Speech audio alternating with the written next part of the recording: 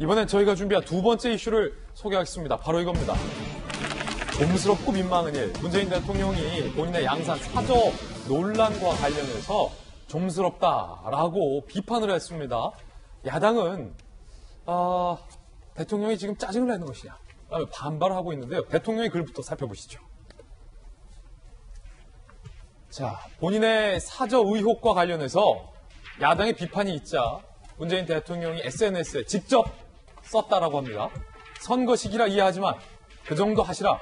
좀스럽고 민망한 일이다. 대통령은 살기만 할 뿐 처분할 수도 없는 땅이다. 모든 절차는 법대로 진행하고 있다라고 반박을 했습니다. 좀스럽다라는 거죠. 청와대 관계자. 좀스럽고 민망이라는 표현은 문 대통령이 직접 선택한 것. 여권 관계자 조선일보 보도에 따르면 일부 참모가 말리기도 했었다. 직접 쓰겠다는 의사를 밝히신 걸로 알고 있다. 일가 친척의 사저 문제까지 물고 늘어지니 분노가 폭발한 것이다.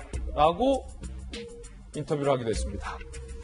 김수경 교수님, 일단은 대통령께서 직접 썼다라는 이 좀스럽다 표현 논란인데 개인적으로 어떻게 보십니까? 저도 저 표현을 보고 좀 놀랐어요. 맨 처음에 반응은 좀 놀랐고, 참모 중에 누군가가 썼겠지라고 생각을 했습니다. 물론 뭐 문 대통령의 허락을 받았겠지만, 참모 중에 누군가가 저러한 표현을 썼을 것이라고 생각했는데, 또 뒤에 나온 보도를 보면은 문재인 대통령이 직접 고른 단어다. 좀스럽고 민망하다.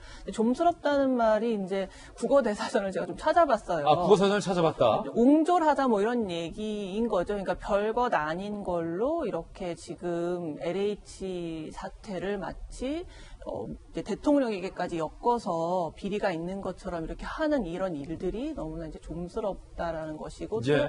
또 이제 글을 보시면은 이제 노무현 대통령 그 봉화사저 이야기도 나오잖아요. 그래서 왜 이렇게까지 그 격앙된 굉장히 사적인 어떤 감정을 드러냈을까? 대통령의 이 표현에는 좀 감정적으로 좀 격앙됐다는 분석이에요. 저는 그런 느낌을 받았어요. 왜냐하면 여태까지 문재인 대통령이 어떤 좀 의견을 표명하시라라는 여러 가지 사안들이 있었거든요. 예전에 뭐 박원순 시장이 사망했을 때나 아니면 뭐 윤석열 추미애 갈등이 심했을 때나 이제 대통령이 뭐라도 한마디 하셔야 되는 거 아닙니까? 그때는 진짜 중요한 일, 대통령의 입장이 기대되는 일. 그런 일들을 이제 요구했을 때 그러니까 이제 여론이 있었죠. 좀 대통령이 한 말씀 하시라. 근데 아무 말씀이 사실 없으셨죠. 그래서 좀 워낙에 이러한 좀 정쟁에 너무 말을 얻는 것들을 좀 자제하시고 그런 것이 오히려 더 분열을 일으킨다고 생각해서 그러시나 보다라고 이제 생각을 했는데 이제 본인의 이제 개인적인 일이죠. 이번에 어떻게 보면은 그 사저를